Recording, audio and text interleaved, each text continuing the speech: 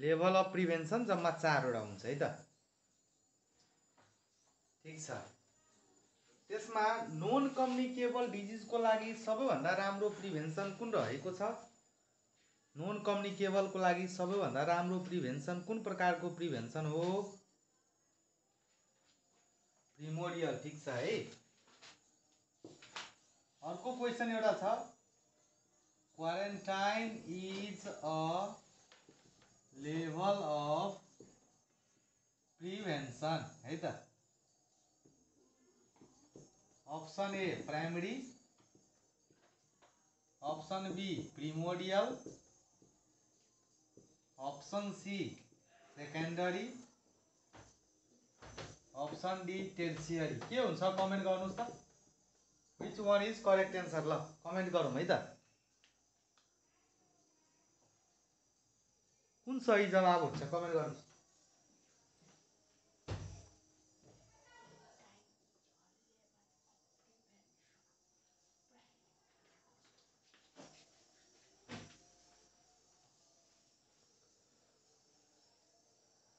Primary. ठीक छ।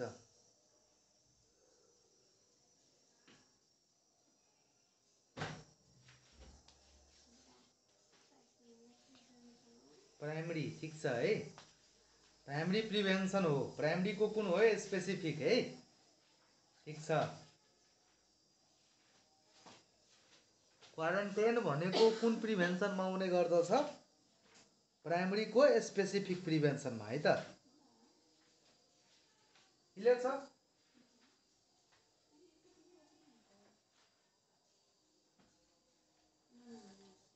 त्यसैगरी अर्को छ,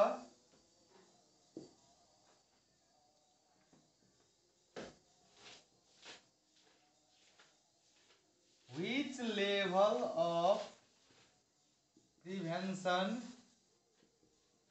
is best before appearance of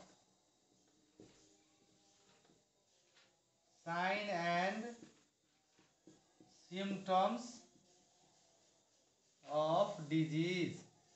disease को साइन सिम्टम आउनु भन्दा पहिला कुन प्रिभेन्सन राम्रो हुन्छ है त? Primordial, option B primary, option C secondary, option D tertiary. के हुन्छ कमेन्ट गर्नुस्। ल कमेन्ट गरौँ है। के हुने हो यसको सही जवाब?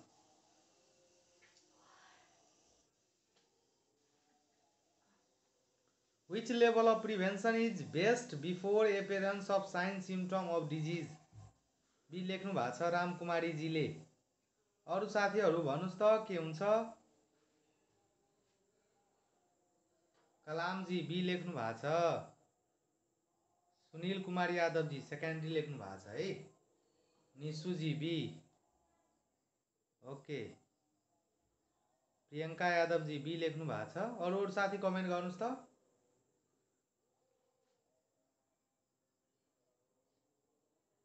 बी नै हो? खोइ त सबैजनाले कमेन्ट गरिराख्नु भएको छ।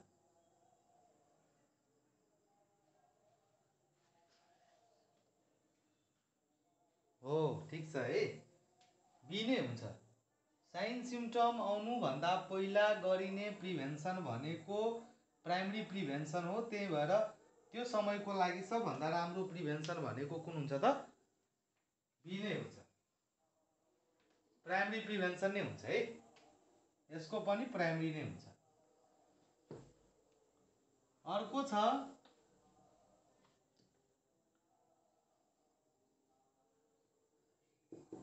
prevention of the disease by using drugs is level of prevention है त। क्वेशन यो रहेको छ, ऑप्शन ए मा प्राइमरी, सेकेन्डरी, टर्सियरी, त्यसैगरी प्रिमोडियल। के हुन्छ भन्नुस् है। के हुने हो भन्नुस् त। प्रिभेन्सनबाट एउटा क्वेसन चाहिँ अनिवार्य सोध्छ है, त्यही भएर अलि राम्रो तरिकाले बुझ्नु होला। प्राइमरी लेख्नु भएको छ, रमेश कुमार ओलीजी प्राइमरी लेख्नु भएको छ, सूर्य चौधरीजीले पनि ए लेख्नु भएको छ। ओके ठिक छ, सबैजना भन्नुहोस् है के हुन्छ त, ए नै हुन्छ। कृष्ण कुमार दाजी ए। ओके ठिक छ है त। हेर्नुहोस् है, यो के को डेफिनेसन हो हेर्नुहोस् त। Prevention of the disease by using drug, मतलब औषधि खाएर रोगबाट बच्ने उपाय जुन छ त्यसलाई के भनिन्छ। यो डेफिनेसन हो केमोप्रोफाइलेक्सिसको है त। यो के को डेफिनेसन हो त, केमोप्रोफाइलेक्सिसको डेफिनेसन हो। त केमोप्रोफाइलेक्सिस कुनमा पर्छ, प्राइमरी प्रिभेन्सनमा पर्छ है। ठिक छ, केमोप्रोफाइलेक्सिसको डेफिनेसन हो यो। त्यही भएर यो पर्ने भनेको कुन हो त, केमोप्रोफाइलेक्सिस प्राइमरी अन्तर्गत पर्छ है।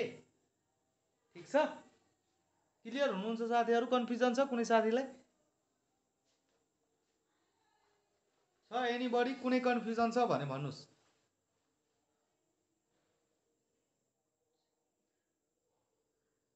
हेलो, तलको क्वेसन बुझ्नु भएन?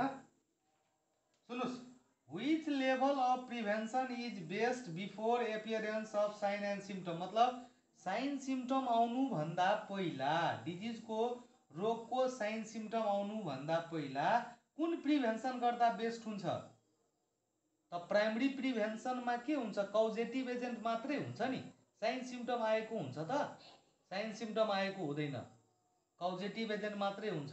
प्राइमरी प्रिभेन्सनमै यहाँहरूले राम्रोसँग यदि हरेक कुराहरू मेन्टेन गर्नुभयो होइन, त्यस पछाडि यो सेकेन्ड्रीमा जाँदै जाँदैन, साइन सिम्टम आउँदै आउँदैन, त्यस कारणले के हुन्छ त, प्राइमरी हुन्छ है। बुझ्नुभयो सुनिलजी?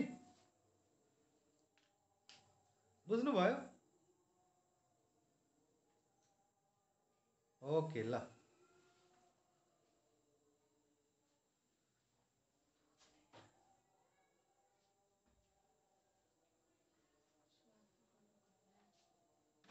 ओके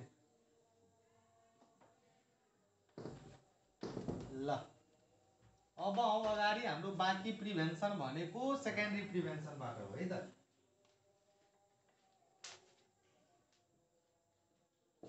सेकेन्ड्री प्रिभेन्सन 3 नम्बरको प्रिभेन्सन भनेको सेकेन्डरी प्रिभेन्सन हो। यसको बारेमा हामीले पढ्न बाँकी थियो है त। ल अब सुनौँ, प्रिमोडियल प्रिभेन्सनमा रिस्क फ्याक्टर एब्सेन्ट थियो, त्यसमा चाहिँ रिस्क फ्याक्टर आएको थिएन। प्राइमरी प्रिभेन्सनमा रिस्क फ्याक्टर प्रेजेन्ट हुन्छ तर डिजिज आएको हुँदैन।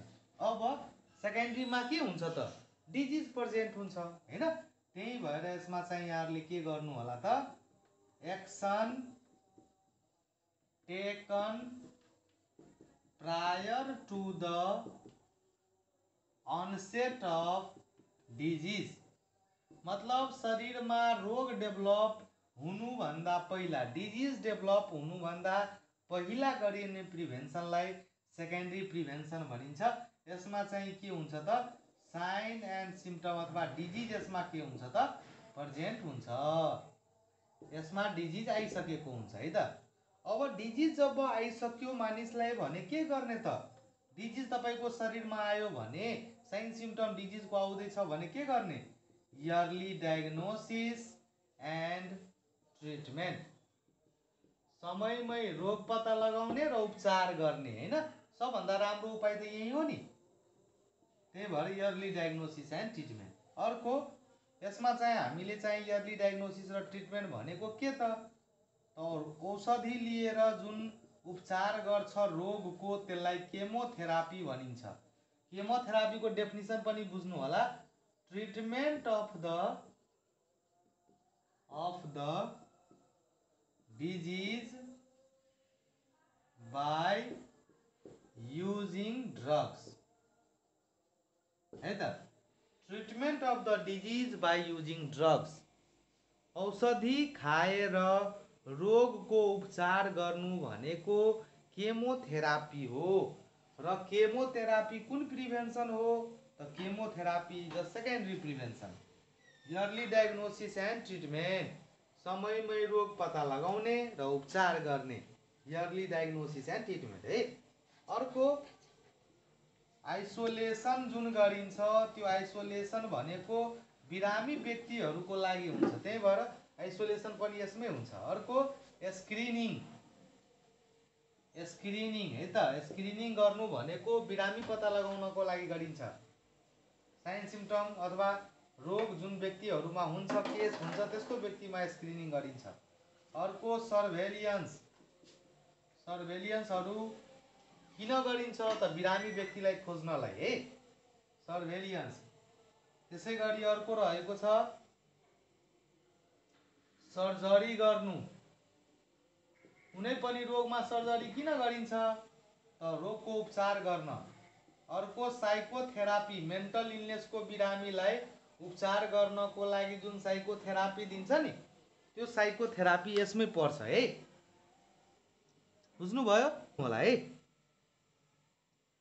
प्राइमरीमा नोट गर्नु होला यो सेकेन्डरीमा अझै बाँकी छ म भन्दैछु है त बुझ्नुभयो फ्यामिली प्लानिङ प्रोग्राम भनेको हेल्थ प्रमोसन हो र फ्यामिली प्लानिङ कन्ट्रासेप्टिभ डिभाइस प्रयोग गर्नु भनेको स्पेसिफिक प्रोटेक्सन हो है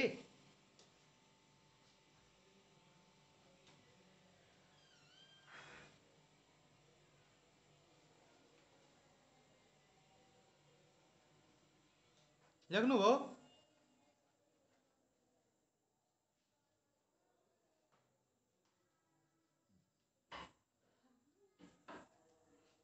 हेलो लेख्नुभयो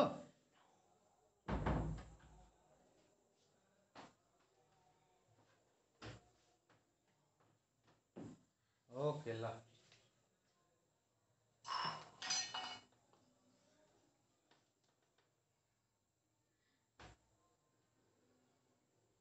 त्यसै गरी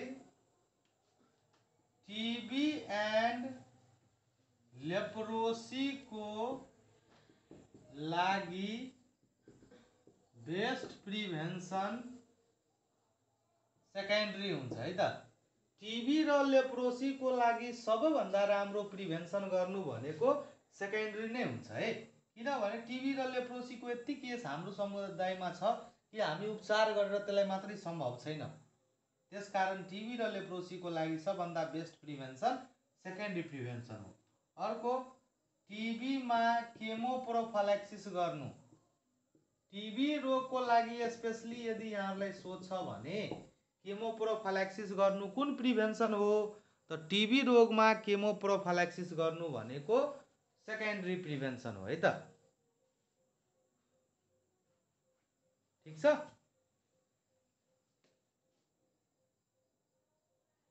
एसटिडीहरूको लागि पनि हुन्छ ठीक छ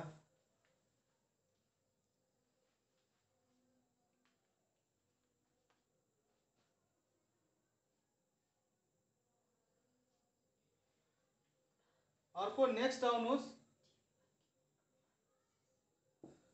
टिबीमा केमोप्रोफाइलेक्सिस गर्नु सेकेन्डरी प्रिभेन्सन हो टिबी र लेप्रोसीको लागि सबभन्दा बेस्ट प्रिभेन्सन सेकेन्डरी प्रिभेन्सन हुन्छ है अर्को प्रिभेन्सन छ टर्सियरी प्रिभेन्सन है त टर्सियरी प्रिभेन्सन भन्नाले के हुन्छ भने हेर्नुस् है यसमा डिजिज प्रेजेन्ट थियो तर यसमा के हुन्छ भने कम्प्लिकेसन आएको हुन्छ ठीक छ action taken to minimise the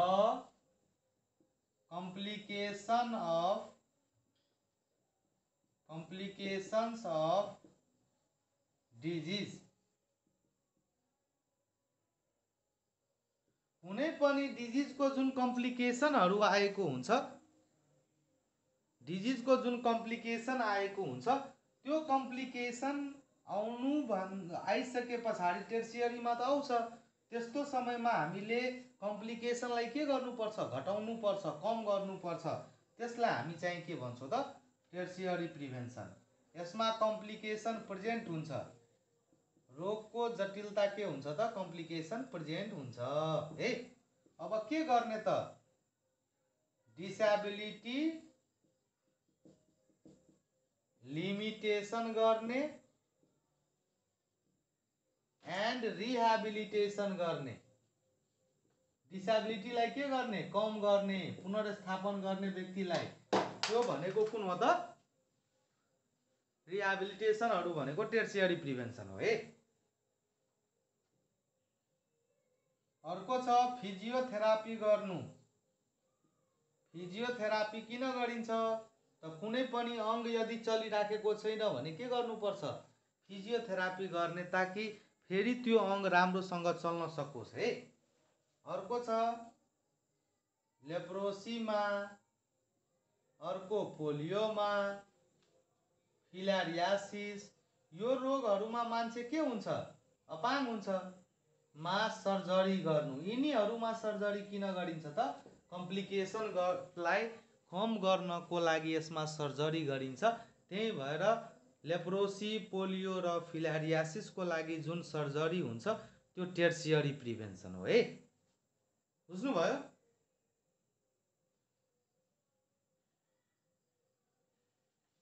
बुझिराख्नु भएको छ नि साथीहरु?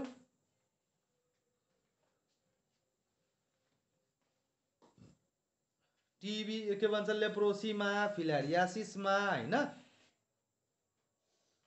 एउटा यो एक्सेप्सनल केस हो। टिबीमा प्रोफिल्याक्सिस भनेको यो हुँदैन है। सुन्नुस्, टिबी रोगमा केमो प्रोफिल्याक्सिस गरिँदैन। तपाईले सुन्नु भएको छ टिबीको बिरामीलाई पहिला नै रोग लाग्नु भन्दा औषधि खुवाउँछ त? खुवाउँदैन। त्यही भएर टिबीको एक्सेप्सनल केस हो यो। टिबीको केमो प्रोफिल्याक्सिसको लागि सेकेन्डरी नै याद गर्नु होला है त। ठीक छ? अर्को छ टर्सियरी प्रिभेन्सन। टर्सियरी प्रिभेन्सनमा जस्तै कम्प्लिकेसन यसमा आइसकेको हुन्छ। अब कम्प्लिकेसनबाट बच्ने उपाय खोज्ने। त यसमा कम्प्लिकेसन प्रेजेन्ट छ भने त्यसलाई कम्प्लिकेसनलाई कसरी कम गर्ने हामीले, त्यो टर्सियरी हो है। यसमा के गर्न सकिन्छ त? डिसेबिलिटी लिमिटेसन गर्ने, डिसेबिलिटीलाई कम गर्ने, रोक्ने, रिहेबिलिटेसन गर्ने, पुनर्स्थापन, फिजियोथेरापी गर्न सक्नुहुन्छ हैन। अर्को लेप्रोसीमा, पोलियोमा र फिलारियासिस भनेको यस्तो डिजिज हो यसमा मान्छेलाई अपाङ्गता हुन्छ। त्यही भएर यसमा सर्जरी गर्नु भनेको टर्सियरी हो है।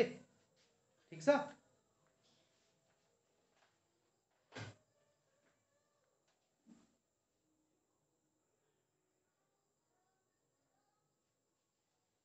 ओके ल, थोरै आइसोलेसन र क्वारेन्टाइन बुझौँ है। यो प्रिभेन्सन 4वटा थियो, यतिकै हो यसमा है।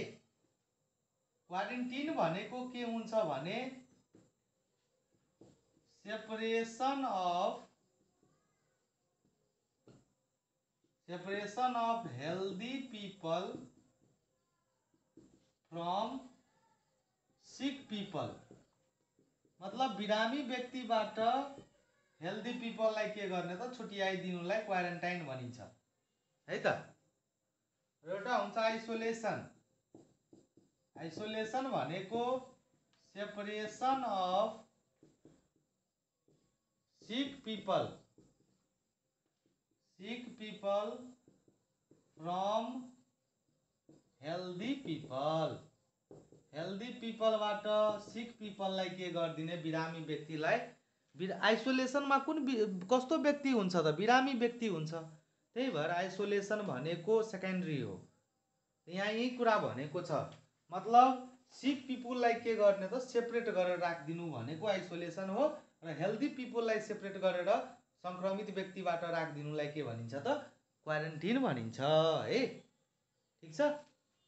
क्वारेन्टाइनलाई अर्को पनि नाम भन्छ। यसलाई क्वारेन्टाइनको अर्को नाम 40 डेज सर्भेलियन्स पनि भन्छ है त।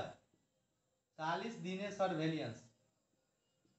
40 डेज सर्भेलियन्स भनेर कुन रोगलाई चिनिन्छ? यहाँहरुलाई क्वेशन सोधिन्छ भने 40 डेज सर्भेलियन्स भनेर कुन रोगलाई भनिन्छ त? कुन उलाई? क्वारेन्टाइनलाई भन्छ है। क्वारेन्टाइन।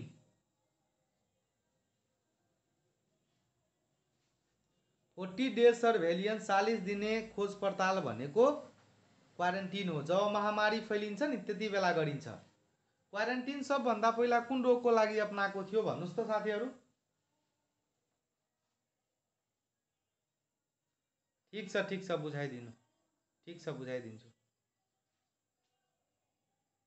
क्वारेन्टिन सबभन्दा पहिला कुन डिजिजको लागि अपनाइएको थियो?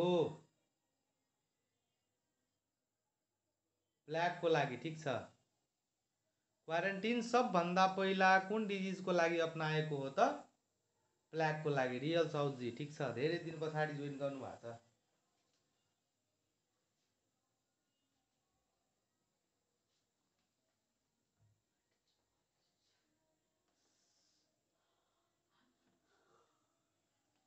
एउटा छ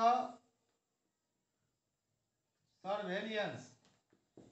सर्भेलियन्स भनेको continuous scrutiny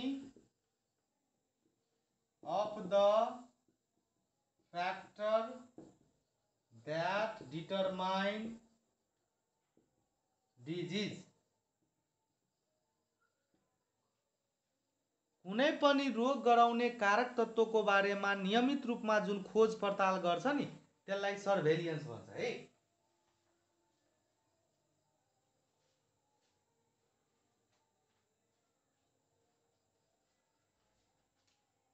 Continuous scrutiny of the factor that determine the disease। रोग गराउने कारक तत्त्वको बारेमा नियमित गरिने प्रतिवेदन। नियमित प्रतिवेदन पनि भन्छ है त। जस्तै इक्जाम्पलको लागि एएफपी सर्भेलियन्स हुन्छ नि, एसिड के भन्छ एक्युट फ्लासिड प्यारालाइसिस जुन हुन्छ, कुनै बच्चामा अचानक प्यारालाइसिस भयो भने त्यो के कारणले भएको छ त्यसको लागि सर्भेलियन्सहरू हुन्छ, खोज पडताल हुन्छ, त्यही हो सर्भेलियन्स। यो नियमित रूपमा रेगुलर दिने प्रतिवेदन हो है त। महामारी पनि फैलियो भने सर्भेलियन्स गर्नुपर्ने हुन्छ। कुन ठाउँमा रोग फैलिएको छ सर्भेलियन्स गर्नुपर्छ है। सर्भेलियन्स भनेको नियमित दिने प्रतिवेदन रहेको छ है। ठिक छ, क्लियर हुनुहुन्छ साथीहरू यहाँसम्म?